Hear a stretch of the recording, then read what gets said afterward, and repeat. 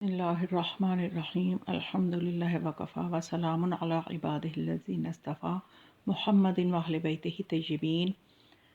चूँकि सर्दियाँ बहुत नज़दीक हैं और ये सीज़न है कि इसमें मछली का इस्तेमाल ज़रूरी भी है और बहुत ज़्यादा किया जाता है, तो इसलिए इसके ऊपर मैंने पहले भी कुछ इसके बारे में मसाइल बताए हैं पार्ट 1 में, और अब ये पार्ट 2 है जिसमें मैं मछली के बारे में मज़ीद कुछ अहकाम हैं जिनका जानना मछली को खाने से पहले बहुत ज़रूरी है। क्योंकि हमारी शरीयत जो है हमेशा हमें पाको पाकीज़ा खाने का हुक्म देती है और ऐसी चीज़ें जो हमारी सेहत के लिए मुज़र हों और हमारी आखिरत की तबाही का बायस हों उनको हराम करार देती है। और हम मकतबे अहलुल बैत अलैहिमुस्सलाम से ताल्लुक़ रखने वालों तक जितनी भी शरीयत पहुँची है वो पाकीज़ा रास्ते से मासूमीन अलैहिमुस्सलाम के वसीले से हम तक पहुँची है, और उसके बाद मासूमीन अलैहिमुस्सलाम की रिवायात में जो तहक़ीक़ उलमा और मुज्तहिदीन व फ़ुक़हा ने की है उसके बाद हमें नताइज दे के उन्होंने बताया है कि एक एक चीज़ के बारे में कि वो हम क्या खा सकते हैं, क्या नहीं खा सकते, क्या हमारे लिए हराम है, क्या मकरूह है, क्या मुस्तहब है खाना, और क्या हमारे लिए जायज़ है और क्या नाजायज़ है। तो इन सब चीज़ों का हमें भी लिहाज रखना इसलिए ज़रूरी है कि इसमें हमारा ही दुनिया और आखिरत का फ़ायदा है। और मेहनत फ़ुक़हा ने की है कि उन्होंने रिवायात में क़ुरआन में गौर व फ़िक्र करके एक तैयार शुदा मसाइल हमारे सामने रखे हैं, और हमारे लिए अफ़सोस है कि हम फिर गफ़लत बरतें और उन मसाइल को ना जानें तो समझें कि हम अपने हाथों से अपनी दुनिया और आखिरत को ख़राब कर रहे हैं। और ग़िज़ा का इंसानी जिस्म के लिए ही बेहतर होना ज़रूरी नहीं है बल्कि इंसान की रूह पे भी उसके असरात मुरतब होते हैं। तो इसलिए मासूमीन अलैहिमुस्सलाम ने इस हवाले से बहुत ज़्यादा हमें हर चीज़ के बारे में बताया है कि हमें क्या चीज़ खानी चाहिए और क्या चीज़ नहीं खानी चाहिए। तो मछलियों के हवाले से ही कुछ जो मैंने पहली वीडियो अपलोड की तो उसमें सुनने के बाद कुछ सवालात मुझसे पूछे गए, तो मैंने सोचा कि मैं क्यों ना उन सवालात के जवाबात पे एक वीडियो ही बना दूं ताकि और किसी के भी ज़हन में ये इश्तबाहात हों तो उनको भी जवाब मिल जाएगा। तो सबसे पहले एक सवाल मैं बता दूं कि एक तो ये पूछा गया कि मछली के कैप्सूल जो खाए जाते हैं, क्योंकि हमारे लिए जायज़ मछली वही है जिसके ऊपर छिलका हो और जो ज़िंदा पकड़ी गई हो और वो पानी से बाहर आके जान दे, पानी के अंदर जो है उसकी जान ना निकले बल्कि पानी से बाहर आके उसकी जान निकले।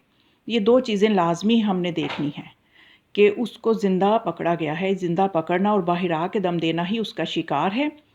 समझिए कि मछली का शिकार ऐसे ही है, और उसके छिलके ज़रूर होने चाहिए। तो अब ये जो कैप्सूल मिलते हैं, अगर तो इसके बारे में यकीन हो कि ये छिलके वाली मछली के कैप्सूल हैं, उसके ऑयल से बने हैं, तो फिर उनका इस्तेमाल जायज़ है।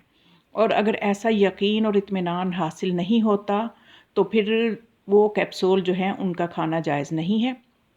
क्योंकि अगर ताकत ही इंसान ने हासिल करनी है तो इसके अलावा भी ऑप्शंस मौजूद हैं, तो फिर हराम की तरफ क्यों जाया जाए कि हम ऐसी चीज़ का इस्तेमाल करें जो शरीयत में हराम हो तो उससे हम फिर क्यों इस्तेफ़ादा करें।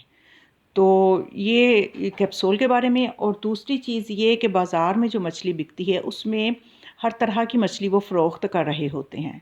ज़ाहिर है उनका ताल्लुक़ दूसरे मसलक से भी होता है, तो अब उनके नज़दीक वो मछलियाँ जायज़ हैं। अब उसी ऑयल में वो जो हलाल मछली है उसको भी फ्राई करके दे देते हैं, और उसी ऑयल में पहले से दूसरी मछलियाँ भी वो फ्राई कर रहे होते हैं। तो अब उस मछली के खाने का क्या हुक्म है कि गरचे उसके जिस्म पे उसकी छिलके तो हैं, लेकिन उसको ऐसे ऑयल में फ्राई कर दिया गया है, तो उसके बारे में ये कहा गया है शरीयत में कि उस मछली का खाना जायज़ है। क्योंकि जो दूसरी मछलियाँ जिस उसी तेल में अगर तल भी ली हैं तो वो मछलियाँ जो है खाना हराम है, वो नजिस नहीं है।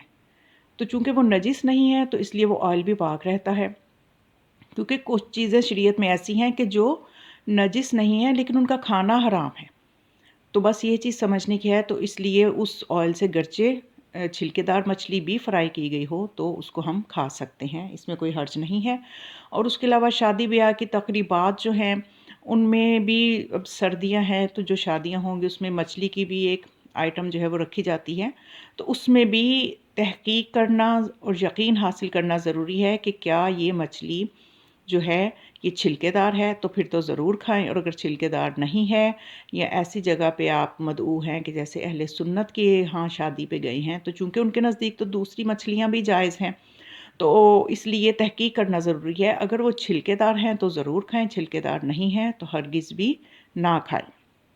اور اس کے علاوہ یہ کہ مچھلیوں کے علاوہ جو ہے ہمارے نزدیک جو چیزیں جائز ہیں اس میں ہے کہ ہم جھینگے جو ہے یہ کھا سکتے ہیں، پرامز جن کو کہا جاتا ہے، اور اس کے علاوہ شرمپ یہ بھی کھائے جا سکتے ہیں، یہ ہماری فقہ میں جائز ہیں. لیکن لابسٹر اور کریب ان کا کھانا حرام ہے. یعنی ہر سمندری جانور جو ہے وہ حلال نہیں ہے. ہمیں یہ سب چیزوں کا لحاظ رکھ کے کھانا چاہیے تاکہ ہم اپنی روحانیت کو بھی برقرار رکھ سکیں، اس میں اضافہ کریں، اور ہماری غذا جو ہے ہماری روحانیت کو ضائع نہ کرے اور اس پہ منفی اثرات مرتب نہ کرے. یہ وہ چند مسائل تھے جن کا بتانا ضروری تھا تاکہ کچھ پریشانی بھی دور ہو کہ اب ایسا نہ ہو کہ بازار کی مچھلی کھانا چھوڑ دیں. تو اس لیے میں نے وہ مسئلہ بھی آپ کو بتا دیا. تو خداوند متعال ہمیں شریعت محمد و آل محمد پہ عمل پیرا ہونے کی توفیق عطا فرمائے. دعاؤں میں یاد رکھیے گا اور یہ مسائل دوسروں تک بھی پہنچائے. چینل کو سبسکرائب کریں کیونکہ یہ نیکی کے لیے بنایا گیا ہے، علوم آل محمد علیہ السلام کو پھیلانے کے لیے بنایا گیا ہے. اور خدا فرماتا ہے تعاونوا علی البر والتقوی کہ نیکی کے کاموں میں ایک دوسرے سے تعاون کرو. تو اسی آیت پہ عمل کرتے ہوئے اس چینل کو سبسکرائب کریں تاکہ یہ گرو کرے. والسلام علیکم ورحمۃ اللہ وبرکاتہ.